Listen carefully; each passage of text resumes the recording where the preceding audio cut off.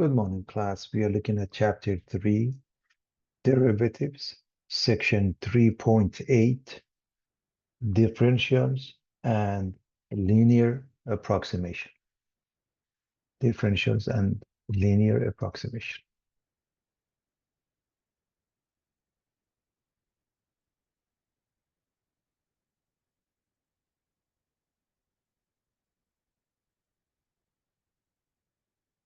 So we covered the entire chapter, derivatives and rates of change, the derivative as a function, basic differentiation formulas, the product and quotient rules, chain rule, implicit differentiation, related rates, derivatives of the log functions, and now differentials and linear approximation, which is an application problem.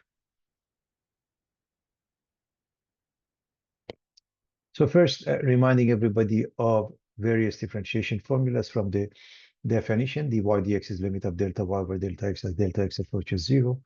F prime of x equals limit of f of x plus h minus f of x over h as h approaches 0. To other differentiation formulas, reminding you of the definition of an E, basic differentiation from the power rule to trigonometric functions.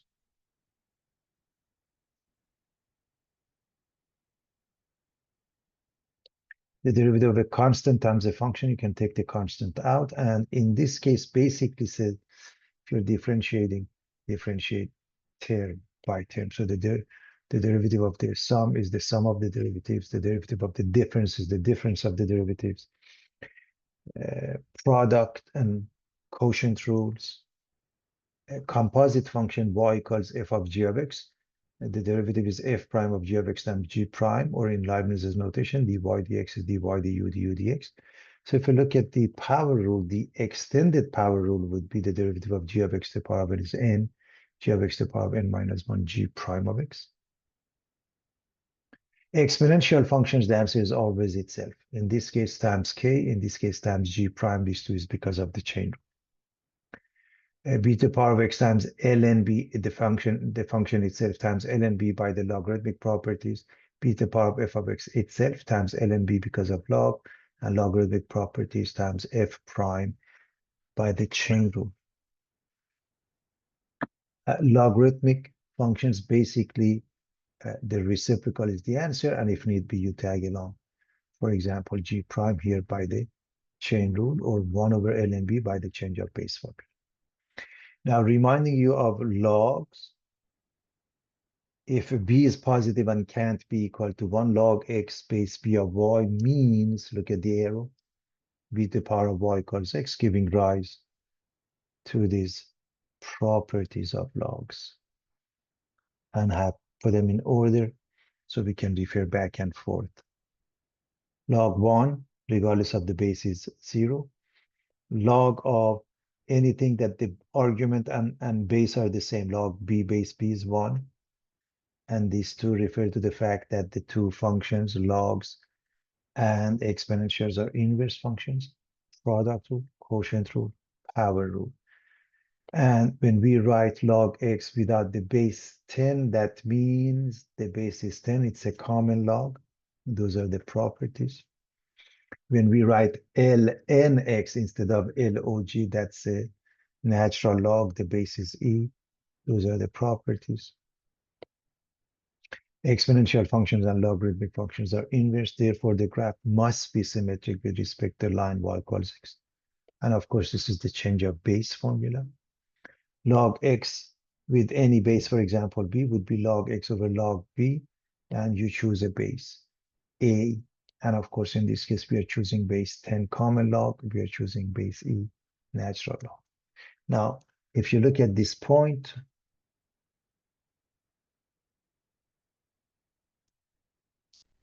as coordinates 1, 0, x equals 1, ln is 0. But if it's here, that means between 0 and 1, it's below the x-axis, ln is negative. If it's beyond 1, that means it's above the x-axis, it's positive. And as I mentioned, the derivative of logs, you just write the reciprocal, in this case times g prime, because it's not x, by the chain rule. So 1 over g of x times g prime. And if the base is not e, 1 over ln b by the change of base formula. And now we want to go to the new stuff, section 3.8, differentials and linear approximation. Definition. For y equals f of x, here's the curve, y equals f of x, we define dx called the differential of x by dx equals delta x. In other words, here's the function y equals f of x, everybody. You pick 2 points, P has coordinates x and f of x, Q has coordinates x plus delta x and f of x plus delta x, meaning we have moved to the right by this much, delta x, which is identical to dx, which is this distance of dc or bp. That's the run. As we do so, along the curve, it creates a rise, and along the tangent line, it creates a rise. For the curve, the rise is this distance, f of x plus delta x minus f of x, which is this distance, bq. It's rise along the curve. However, if you look at the tangent line, this portion is rise along the tangent line, which is this distance of AB. And now, and dy called the differential of y by dy, which uses the formula f prime of x dx, because f prime of x is dy dx, and dy is the product of the two. So that is a formula. Graphically, dy is this distance, the rise along the curve. Delta y is f of x plus delta x minus f of x. So that means this distance minus this distance. So bq, which is cq minus dp. That is graphically. We can replace delta y by dy for a function f which is continuous and differentiable function with a small delta x if delta y is difficult to evaluate. Notice delta y is completely different than dy. Of course, this has been blown up out of the proportion to make sure we can distinguish between the two. The smaller the delta x, the closer these two values, and that's the idea. Therefore, f prime is dy dx can be approximated by delta y delta x, and delta y can be approximated by f prime times delta x. Now, as we look at this formula, delta y is f of x plus delta x minus f of x. If I move minus f of x to the right, make it positive, f of x plus delta x is f of x plus delta y. Let's pay attention to this. And this is exact. Now we know f prime is dy dx, dy is f prime of x dx, and dy can approximate delta y. If we replace it, we get f of x delta x almost equal to f of x plus this dy. That is the idea of a differential. Now, we know how to find the tangent line. That is known as linearization at point A, comma alpha. Linearization refers to finding the tangent line at some point A. Y minus y1 equals m times x minus x of 1. I'm going to stick with the point slope from elementary algebra. If I move the negative y1 becomes positive on the other side. Replace the m with f prime of a, x of 1 with a, and y sub 1 with f of a, call it L of x. Now you can memorize that or just stick with the old point slope, which is the easy way to handle it.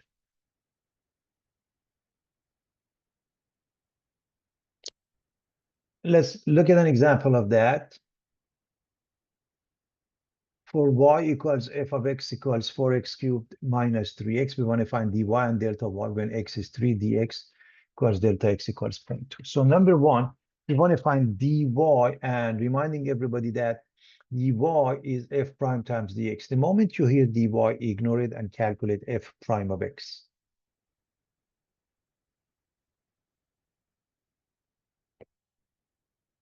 So that's 12x squared minus 3. And so dy is exactly the same thing, times dx.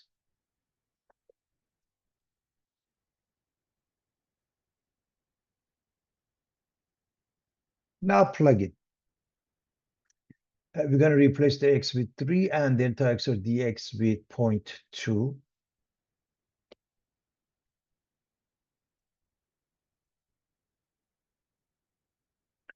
3 squared is 9 times 12 is 108 minus 3 is 105 times 0.2. And I hope you know that you just multiply 2 by 105, you get 210, and you put one decimal, you get 21. And it's easy to calculate. As you can see, we can do it without a calculator, nice and easy. However, if I want delta y is f of x plus delta x minus f of x, which means f of 3.2 minus f of 3. That's the meaning of it.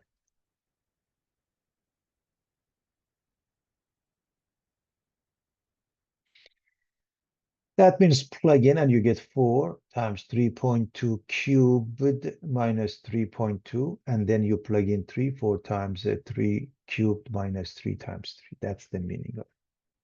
Now, 3.2 cubed, you can do it by hand, but you can put it into a calculator, cube it times 4 minus 3 times 3.2, and it gives you a number. So from the calculator, you can come up with the answer.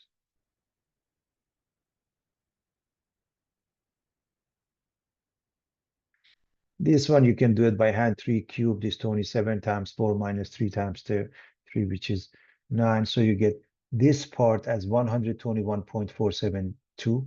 This part as 99. The difference is 22.472. I hope you see numerically this was easier to calculate than this. That's why this approximation. Also, you see numerically they're close. Now, the smaller the value of delta x in a matter of comparison to 3, the better the approximation, the closer the two numbers, okay?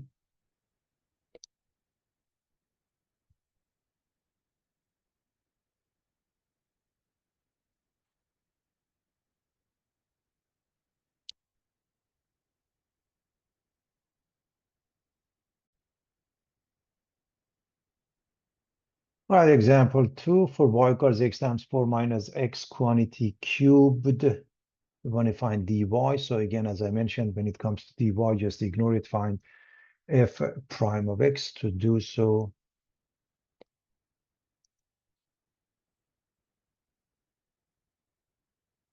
use the product rule. For fg is f prime g plus g prime f. So f prime is 1 times g, which is 4 minus x cubed.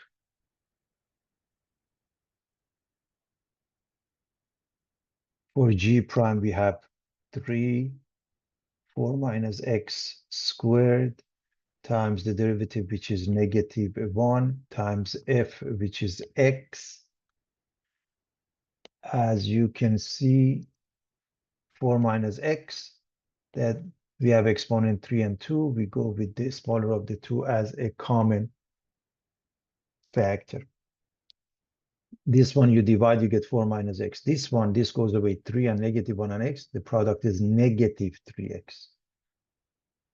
Negative x and negative 3x, they add up to negative 4x.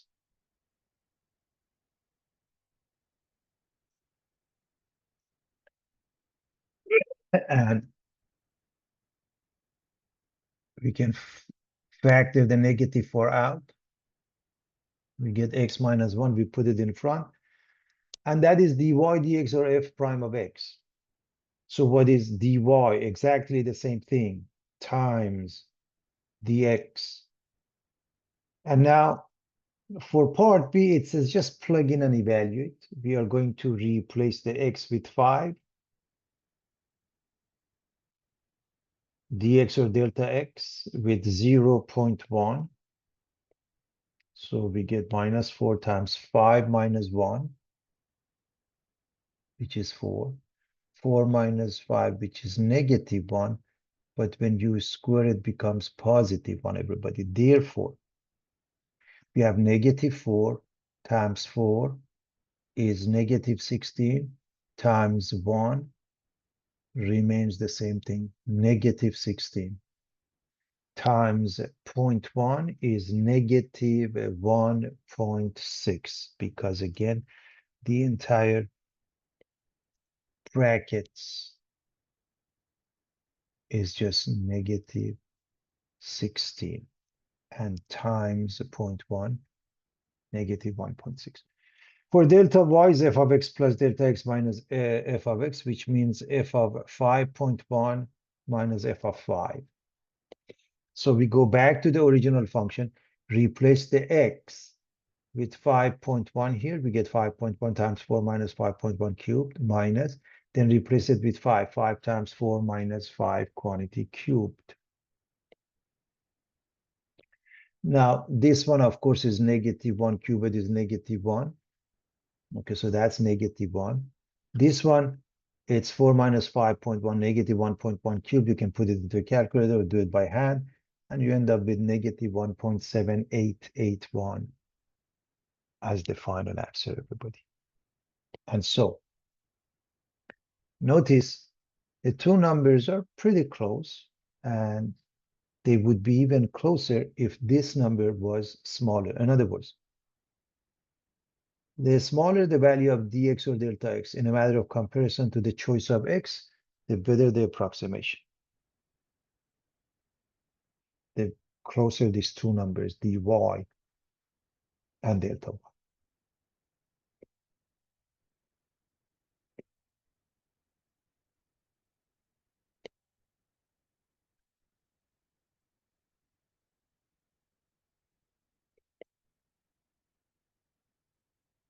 Example 3, the radius of a blood vessel is 1.4 millimeters. A drop causes the radius to change to 1.3 millimeters. Use differential to find the approximate change in the area of a cross section of the vessel. So, first and foremost, cross section is in a circular shape. So here's the cross section to begin with. So it has some radius. It happened to be originally r equals 1.4 millimeters. Then some sort of a medication causes it to shrink to a new radius. The new radius is 1.3. And so the difference between the two is dr. So we are dealing with a circular shape. R is 1.4 millimeters to begin with. dr is the difference between the two, 1.3 minus 1.4, or negative 0.1, same units, millimeters. We all know the area of a circle is pi r squared, because we are interested in finding the approximate change in the area of a cross section. Now, when they say approximate and differential, they're referring to dA to estimate this shaded region. Therefore, we're going to write r equals 1.4 millimeters. dr is the difference between the two, negative 0.1 millimeters. And we know the area of a circle is pi r squared. We want dA, a rough estimate, the approximate area of the shaded region.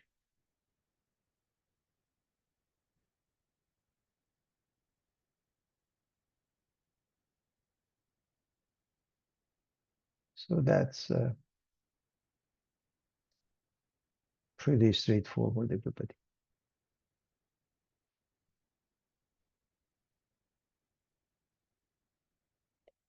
All right, so we know that f prime of x is dy dx, therefore a prime of r is dA dr.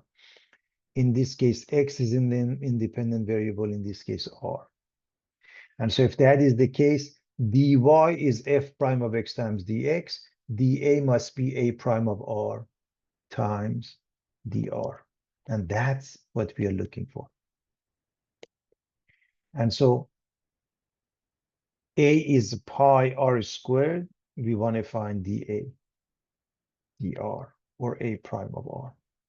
Bear in mind, pi, everybody, is a number, is a coefficient, is a multiplier. So just pi doesn't change.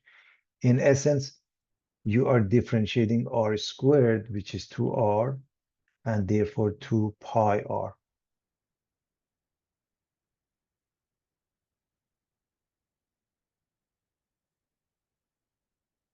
So that's dA dr. What do we want?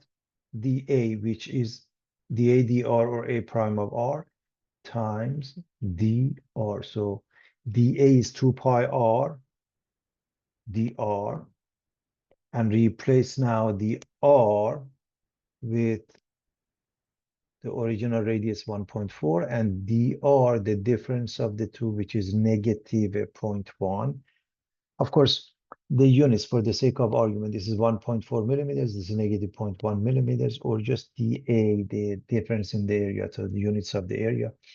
You put it into, you don't need to put it into calculator. 2 times 1.4 is 0.28. Negative 0.1 makes it negative 0.28 pi millimeters squared. You may use a calculator for an approximation of negative 0.8796 millimeters squared. And we're done.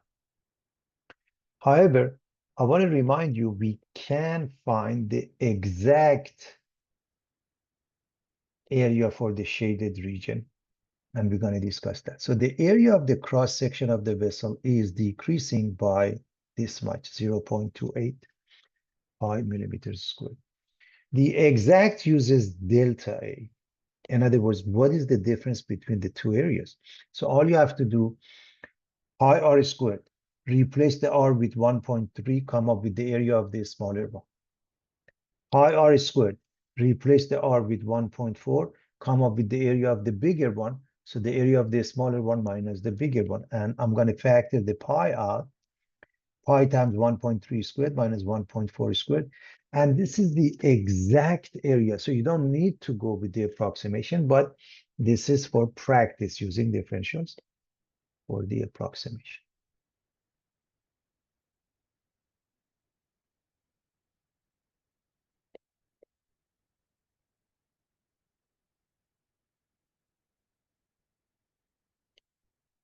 A bacterial colony has a population of P of t equals 20t over 10 plus t squared in millions t hours after the nutrient is introduced.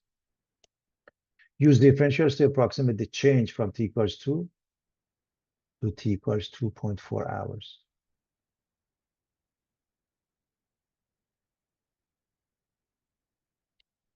And to do so, we need to understand t equals 2, and dt, or delta t, is the difference between the two, 2.4 minus 2, which makes it 0.4 hours. And we are going to approximate the population using the differential. That means we want dp, everybody.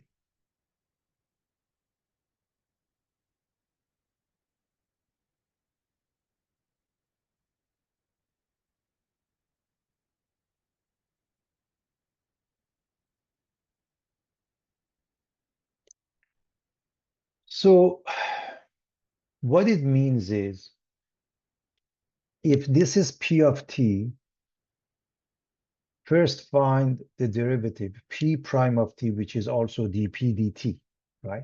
P prime of t means dp dt because t is the independent variable. And dp would be the product of these two. That's what we want to do.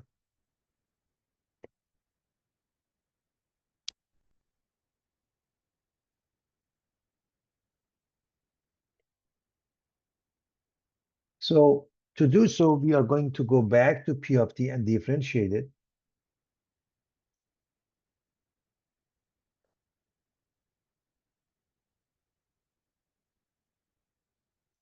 using the quotient rule. So p prime, or dp dt, is equal to f prime g minus g prime f over g squared. So f prime, the derivative of the numerator is 20, everybody. So we want p prime or dp dt. So 20 times what? G, 10 plus t squared. Minus g prime minus 2t times f, which is 20t. And just write the g in a parenthesis and square it, g squared.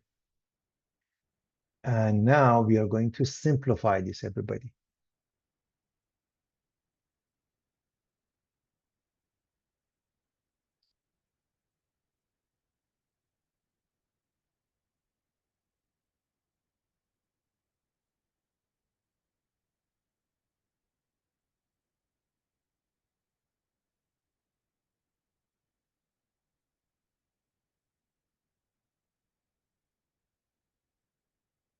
So we have, now distribute 200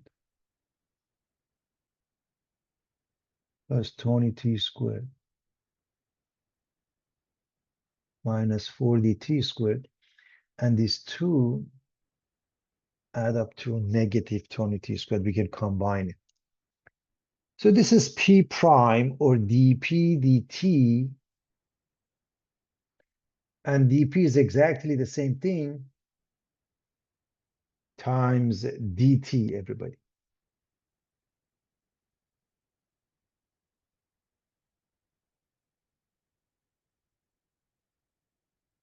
So now that we have that, we are going to replace the t with 2 and dt with 0.4.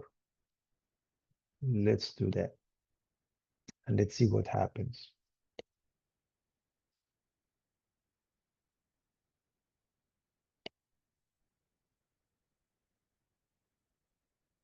This is 2 squared. 4 times 20 is 80. 200 minus 80 is 120. This is 2 squared. 4 and 10, 14 squared is 196. I'm going to multiply the 0.4 by 120, and you get 48 divided by 196, 0.245 millions of bacteria. First and foremost, 1 million has 6 zeros or is 10 to the power of 6. So you have to move the decimal to the right by 6 places to get to the standard representation of this number. Okay, with 245,000, therefore. So the population of the bacterial colony is increasing by 245,000. So this much. Now, what about the exact amount? It's delta P, everybody. How do you find the exact amount? From t equals 2 to t equals 2.4. You plug in t equals 2.4 and it gives you the population at t equals 2.4. You plug in 2 and it gives you the population at t equals 2. I'm going to leave it for you to do it. I just give you the answer. So P of 2.4 minus P of 2 is 0.189 millions, which means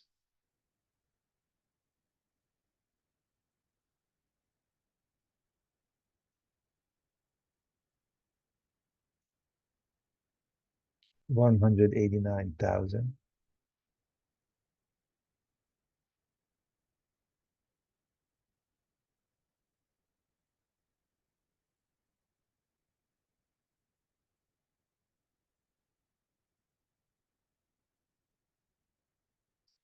And one may say there is a huge difference between these two numbers.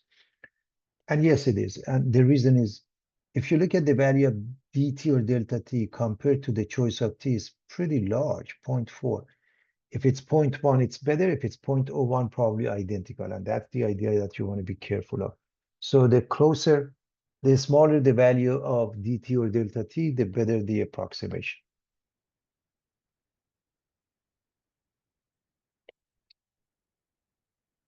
Use differentials to approximate 51 squared. This is simple enough. You can do it easily as follows. They probably have discussed this in algebra. A plus b squared is a squared plus 2ab plus b squared. So we can write 51 as 50 plus 1 squared. So it's 50 squared plus 2 times 50 times 1 plus 1 squared. 50 squared is 2500. 2 times 50 times 1 is 100. And then 1 is 2601. That is the exact answer. Should be able to do this in your head in a split second. Okay. But the idea is now to use differentials and calculus. So you need two things. The very first question is, what function do I use? And it's easy to figure out. All you have to do, read the question. 51 squared. The operation that is being used here is the operation of squaring. So f of x is x squared, everybody. The next question you're going to ask yourself, choose a number x close to 51 for which squaring is easy to compute. And I hope you recognize it obviously as 50, because 50 squared is 2500. We should know that. And so because we are using differentials, we need to know delta x or dx, and that would be 51 minus 50, which is positive 1. I want to explain this concept, class. We may not know what's 51 squared, but for sure, when delta x is positive, means it's larger than 50 squared, larger than 2500. So as I always explain this, in case, let's say the question was asking for 48 squared, I hope you see that dx or delta x becomes negative 2. In other words, 48 minus 50. And which means, again, we don't know what's 48 squared, but for sure less than 50 squared or less than 2500. So now that we know that, we are looking for f of x plus delta x, and the approximation says use f of x and dy. You have f of x. You need to find dy. And to find dy, everybody, we are going to first and foremost differentiate. And so f prime of x or dy dx is 2x, which means dy is the product of these two pieces, 2x dx. Therefore, f of x plus delta x, which is f of x, x squared, and dy 2x dx. X squared comes from here, 2x dx from here.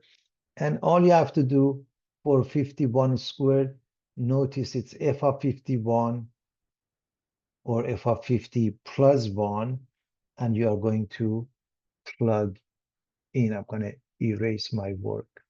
So f of 51 means f of 50 plus 1. That means here, your x is 50, your x is 50, your dx is 1. So you get 50 squared plus 2 times 50 times 1. Of course, this is 2500.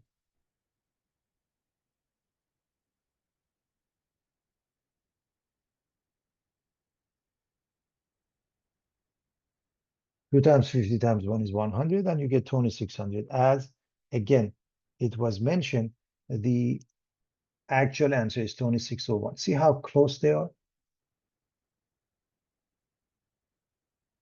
And that's very impressive. Now, why are they that close?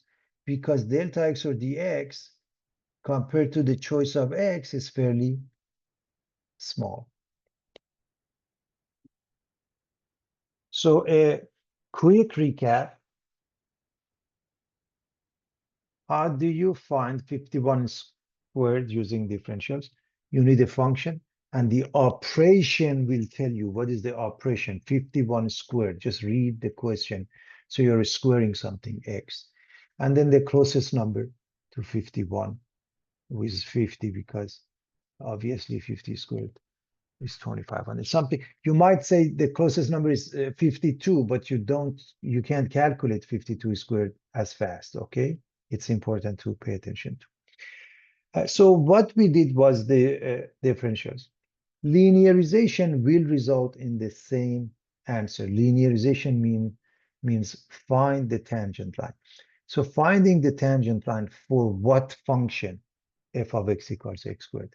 At what point at x equals 50?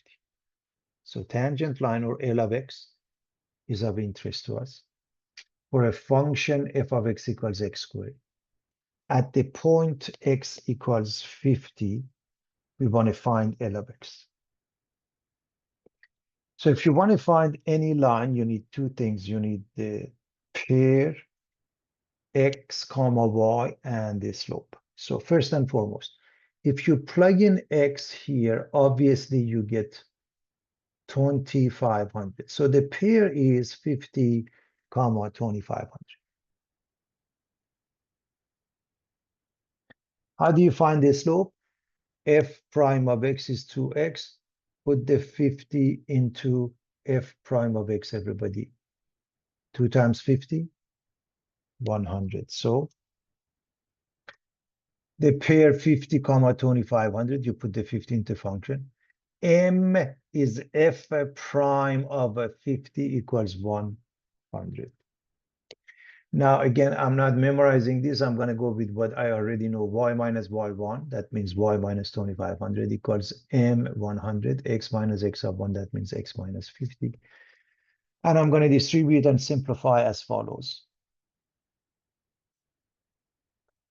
This is 100x minus 5000. Move the negative 2500, make it positive, and y or L of x becomes 100x minus 2500. I want 51 squared, so I'm going to replace the x with 51. 100 times 51 minus 2500. The answer must be identical to what you found for the differential because they have the same effect. If these two numbers are not identical, somewhere, somehow, we made a mistake. Okay, everybody.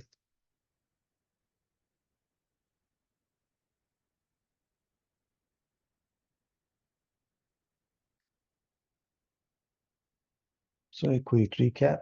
You need a function. The operation tells you want the closest number. In this case, for 51 would be 50 because you know the 50 is good. You either go with the differential or linearization. You should know both, and both of them will give you exactly the same answer.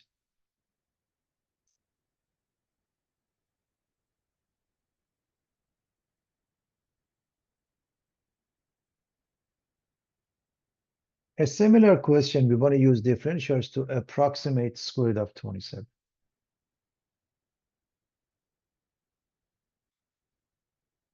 We're going to repeat the concept. Number one, we need a function that describes this operation.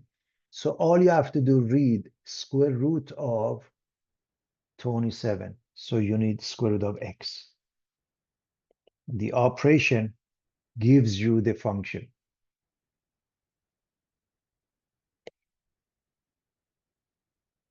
The next one, choose a number x close to 27 for which the square root is easy to compute.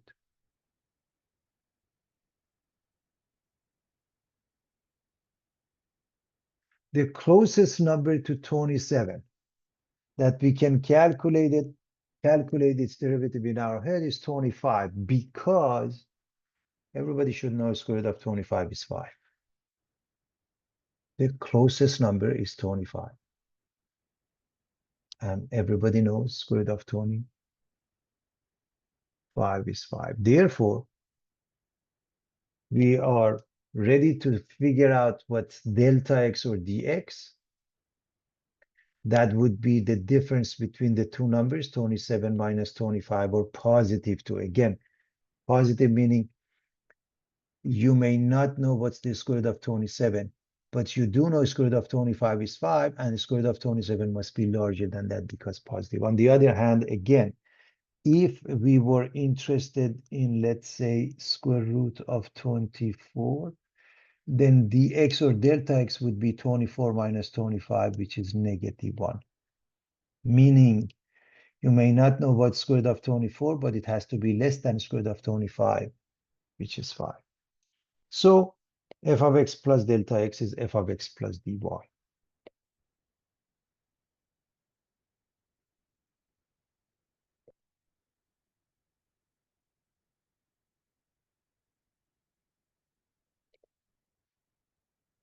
So f of x is square root of x. But what is dy? You have to differentiate first. So we are going to replace the square root of x with x to the power of 1/2 to make it ready for power rule. And we're going to say f prime is 1/2 x to the power of 1/2 minus 1, which is -1/2. This goes down, becomes x to the power of +1/2 or square root of x. So f prime is 1/2 square root of x, meaning dy is the same thing times dx. So over here, I can replace the f of x with square root of x and dy with 1/2 square root of x dx.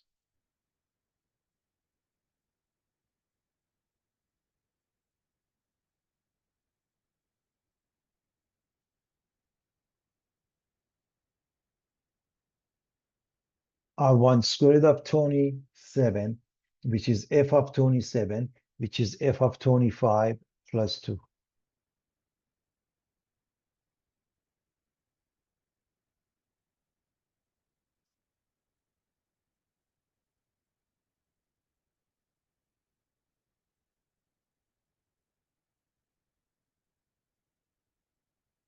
So replace the x here and here with 25 and dx with 2. Let's do that. Again, everybody knows square root of 25 is 5.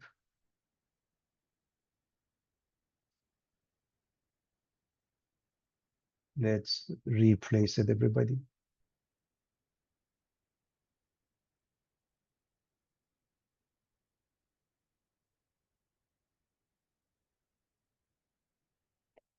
These two cancels out the 2.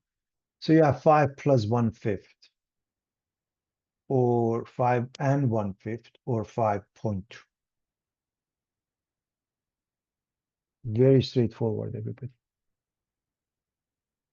Now, just to understand how close we are going to use a calculator. And I'm going to write a lot of decimals, class. 5.196152423, many decimals. Notice with one decimal, they're identical, right? Because one changes to 2. With two decimals, 9 next to it is 6 goes up to 10. That means 0, 1 and 1 becomes 2. With two decimals, they're identical also. Again, because dx or delta x, which is true, is fairly small compared to x equals 25.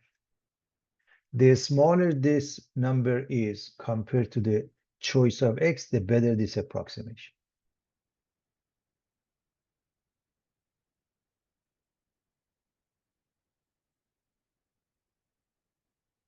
Again, reminding you of the linearization simply means find the tangent line for the function. So to find the tangent line, first of all, what is the function? So we want to find tangent line or L of x for this function, y, or f of x equals square root of x. At what point? At x equals 25.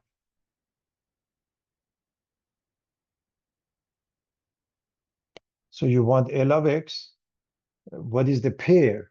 Well, if you plug in 25 here, square root of that is 5. So the pair is 25 comma 5. What is the slope? You have to put this back into the f prime of x. So if I put 25, I get 5 times 2 is 10. So 1/10. So one more time. L of x, the pair, you put the 25 into the function, original function is square root of x. That gives you the pair. You put that into f prime of x, gives you the slope. And again, I'm going to use the easy way out, everybody.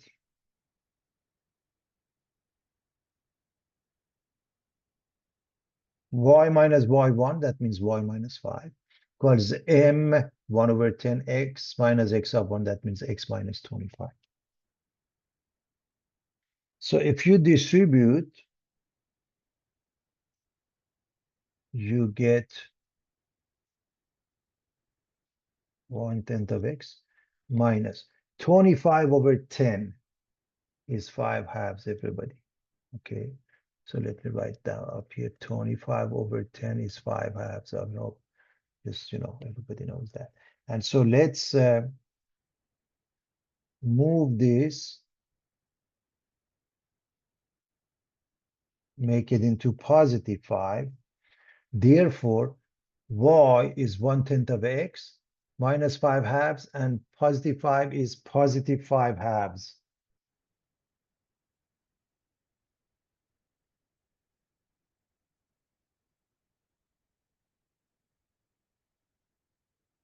So that's y equals L of x. What are we looking for to find square root of 27? Well, replace the x with 27. If you replace it, you get 27 over 10 plus 5 halves. I'm going to leave it for you to prove they add up to 5, and 1/5 you can add up to fractions. So it's that simple, everybody. A quick recap. We want to use differential to approximate square root of 27. Number one, we need a function. And all you have to do is just read the question, square root of, and that gives you the function square root of x. Closest number to 27 that you know the square root of is 25. And then f of x plus dy, plug in. That is the differential. The second method, tangent line. You come up with a tangent line for this function y equals square root of x at x equals 25. So you plug in, you find the pair, you plug it into the derivative function, you find the slope, and you can come up with the equation of a line easily that way.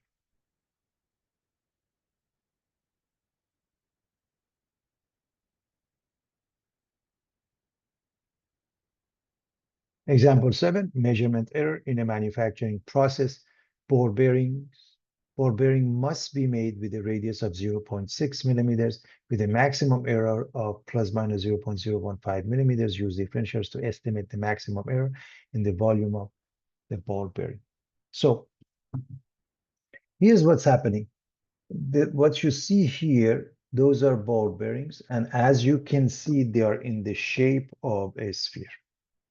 So right away, the radius and the volume, that means we should know the volume is 4/3 by r cubed. So we have to know that relationship. What we are saying, we should have a radius of 0.6, but it can go a little bit smaller. By how much? Subtract 0.015 from 0.6, and it gives you 0.585. It's a smaller radius, therefore a smaller volume, and it's okay. It'll still work. If it's more than that, if it's smaller, more than 0.015, then it'll be too loose and it'll fall off. On the other hand, it may be larger. By how much? By 0.015. So the radius may be 0.615. It still works, but if it's larger than that, then it gets stuck and it doesn't work.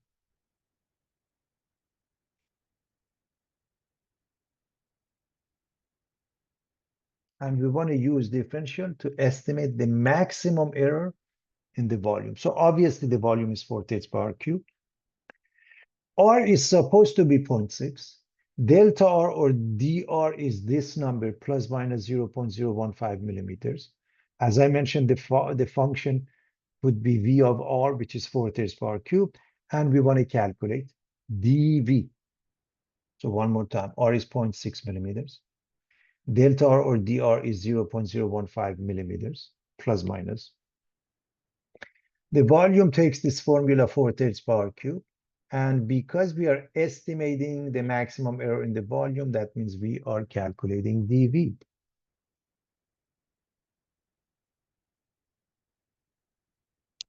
So the volume is 4/3 power cubed. Come up with the dV. That means first come up with the derivative. That means V prime of R or dV dr. And please understand 4/3 pi is just a multiplier. It's a constant. You write it and you work with R cubed, which is 3R squared. Is to cancel each other. It's 4 pi R squared. So this is dV dr. So what is dV? 4 pi R squared dr. Now we're going to replace the R with 0.6 and dr with plus minus 0.015.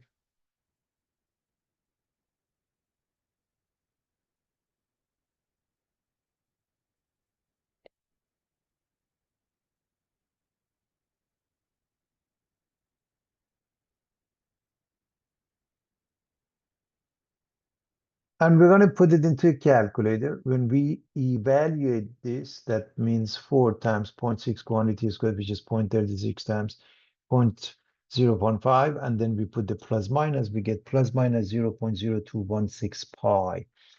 That's an estimate for the maximum error in the volume. And just in case, we can replace the pi with 3.14159 and so on with the using a calculator, putting a bunch of decimals, we get plus minus 0.0678584 millimeters cubed with it.